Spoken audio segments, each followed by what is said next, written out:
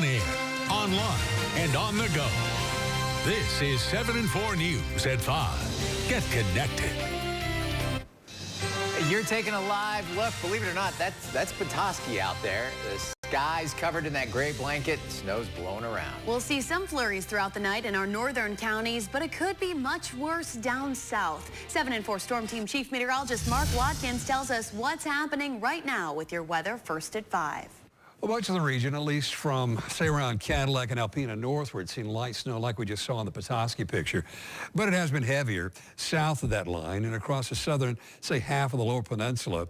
The roads are certainly icy. They're icy to the north as well, but they're icier down to the south with roads covered with 2, 3, 4 inches of snow in some places south of Cadillac.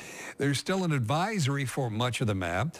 And Alpena, over to Traverse City and southward, all under the advisory because of the slippery roads primarily. And, well, the visibility could be an issue, too, if you're, passing a vehicle. Any of these shaded counties are going to have icy roads through the night. Times. Think of it this way. The snow is moving left to right across the map. So from left to right, these advisory counties will be negated, and the counties will come out of the advisory from left to right, west to east across the map through the nighttime. Tomorrow morning, clouds, a few more scattered light snow showers, and high temperatures tomorrow into the 20s across the region, so it's a cold forecast. We'll talk more about the icy roads for tonight and tomorrow, and the warm-up this weekend in a few minutes. Kristen?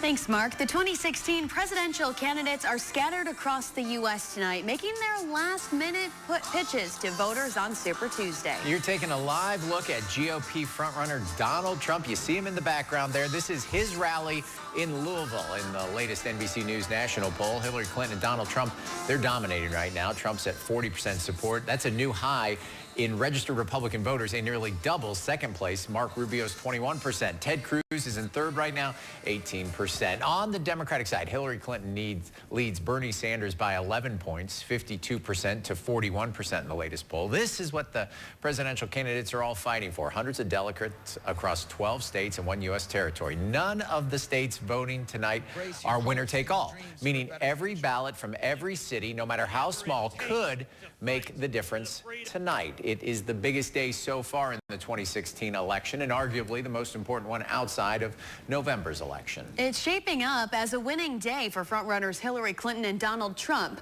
But Trump is getting a strong challenge from one Republican rival. Steve Handelsman kicks off our Super Tuesday team coverage from Ted Cruz's election headquarters in Texas. Texas Senator Ted Cruz cast his vote on a Super Tuesday that's do or die for him. Any candidate who cannot win his home state has real problems. State polls show Cruz with a lead over Donald Trump. I voted for Ted Cruz primarily because I don't want Donald Trump to get those electoral votes in Texas. Need to stop his momentum. But Trump without Texas could sweep 10 of the 11 Super Tuesday states. He and his new ally, Chris Christie, are talking tough. I deal with Rubio. I deal with Cruz. These guys don't know anything. They have no clue what's going on. The next 2 weeks, his desperate opponents will say and do anything to try to tear him down. America's top elected Republican tried today. House Speaker Paul Ryan on Trump not repudiating the KKK. If a person wants to be the nominee of the Republican Party, there can be no evasion and no games. They must reject any group or cause that is built on bigotry. Marco Rubio, trying to hold on 2 weeks till the vote in Florida, called Trump unelectable. And Democrat Hillary Clinton slammed Trump. I'm going to continue to speak out against bigotry wherever I see it or hear about it. Like Trump, Clinton could win every Super Tuesday state but one, Vermont, where Bernie Sanders hopes for a big turnout in other liberal states. And if there's not, we're probably going to be struggling. Like Ted Cruz if he loses Texas. Cruz and Rubio and Sanders could get some delegates tonight, but it will never be enough delegates until they start winning, which Cruz has in Iowa and could be doing again in this state today. I'm Steve Handelsman, NBC News at Cruz headquarters in Stafford, Texas.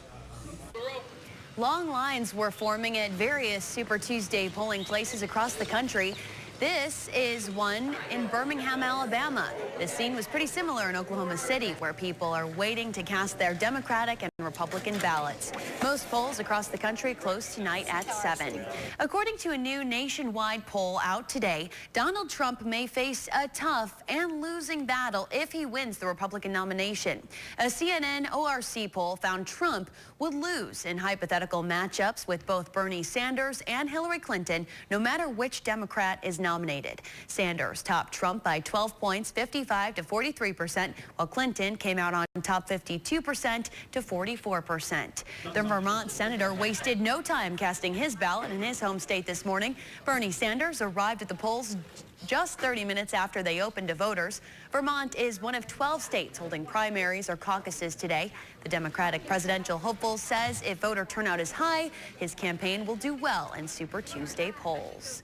In the Democratic presidential primaries, Hillary Clinton leads Bernie Sanders by more than 400 delegates. This despite the fact that when combined, the 4 states who have voted so far, Iowa, New Hampshire, Nevada, and South Carolina, don't even assign 400 delegates. Rafi Williams explains how that's possible with our continuing coverage of the Super Tuesday votes. The presidential primary process is confusing. On the Democrat side, Hillary Clinton and Bernie Sanders are fighting to be the first candidate to amass 2,382 delegates. That's how many are needed to win the nomination.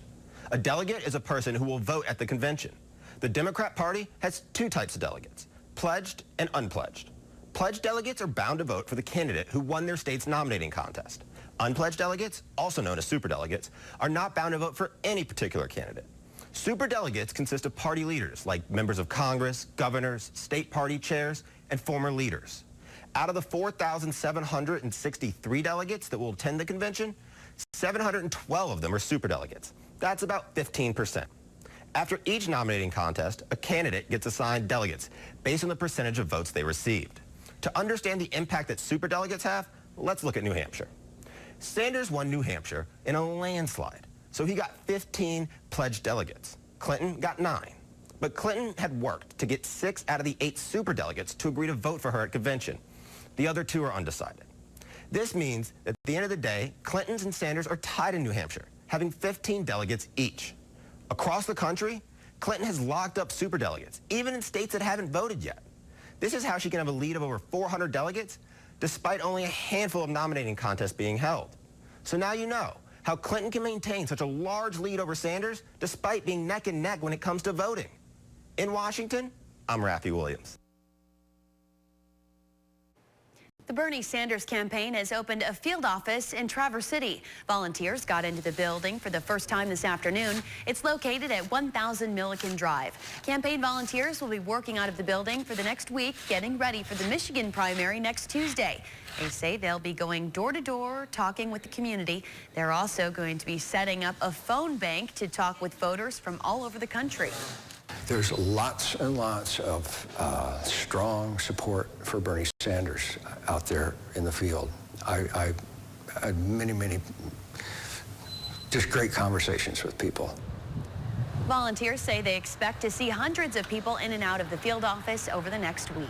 Monday's announcement that Republican presidential frontrunner Donald Trump is coming to Wexford County, it's generating a lot of buzz. 7 at 4's Gabriella Pagan spent the day getting reaction from the community. She joins us live in the studio with more on their take. Gabriella? Mark, the reactions were mixed. Trump is known for what some say are brash and no-nonsense remarks, and that's what has some people interested in seeing what he'll say Friday afternoon.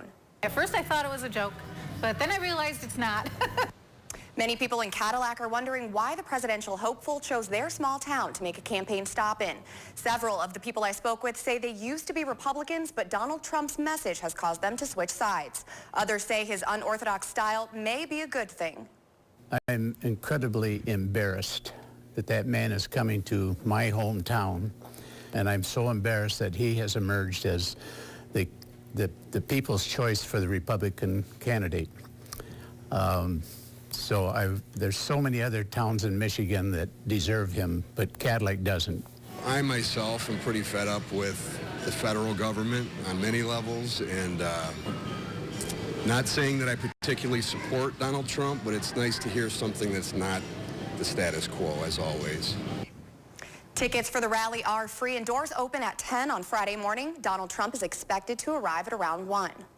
And Trump isn't the only presidential candidate visiting northern Michigan this week. John Kasich will be stopping in Traverse City this Saturday. You can find more information about both of these events on our website at upnorthlive.com. Reporting live in the studio, Gabriella Pagan, 7 and 4 News. All right, thanks, Gabriella. Rabbi Javi Bailey of the Unitarian Universalist Congregation of Grand Traverse is organizing a peaceful protest during the Donald Trump rally in Cadillac on Friday. The rabbi says the protest is in no way connected to the congregation, and this is something she's organized on her own. She says she's protesting because she feels Trump's campaign reflects a lot of hate and fear. She wants to share her message of love, peace, and acceptance. I've been very concerned with his rhetoric around immigrants to this country, around international policy. His approach to Muslims has been, frankly, pretty offensive to me. And as somebody who feels strongly, as a minority person who feels strongly about standing up not only for my own people, but for everyone who's in need, I think other voices need to be seen and heard. Anyone interested in joining the effort should contact the rabbi through Facebook. Well, for the latest look at news, sports, weather anytime, you can go to our website, upnorthlive.com, 24 hours a day.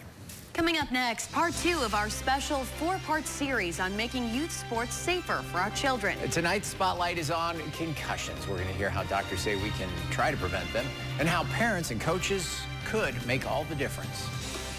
Light snow showers tonight, again tomorrow morning, so it's going to be icy for your commute. It is light, but it is adding up. I'll show you some of the totals in a few minutes. Here's the Fish and Game Report for tomorrow.